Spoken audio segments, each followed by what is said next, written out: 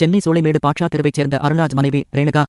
இவர் தனது தாய், சித்தி, தங்கை ஆகியோருடன் பெங்களூருவில் இருந்து சென்னை சென்ட்ரல் நோக்கி காவிரி விரைவு ரயிலில் முன்பதிவு பெட்டியில் நேற்று முன்தினம் அதிகாலை பயணம் செய்து கொண்டிருந்தார். இவர் 6 லட்சம் மதிப்பிலான நகைகள் இருந்த கைப்பையை கையில் சுற்றியபடி படுத்து தூங்கிக் கொண்டிருந்தார். இந்த ரயில் வாலாஜா ரயில் நிலையம் வந்தபோது அங்கு ஒரு இளைஞர் ஏறினார்.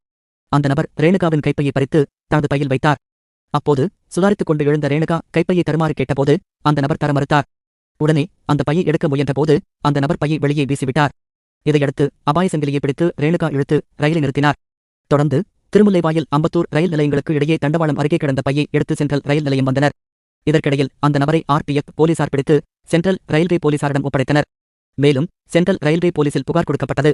இதன் பேரில் வழக்கு பதிந்து அவரை கைது செய்து விசாரணை நடத்தினர். விசாரணையில் அந்த நபர் ராணிப்பேட்டை மாவட்டத்தைச் சேர்ந்த வசந்தகுமார் என்பதும் சென்னை ஓட்டேரி காவல் நிலைய குற்றப்பிரிவு காவல் ஆய்வாளரின் ஓட்டுநராக பணியாற்றி வந்த முதல் நிலை காவலர் என்பதும் தெரியவந்தது.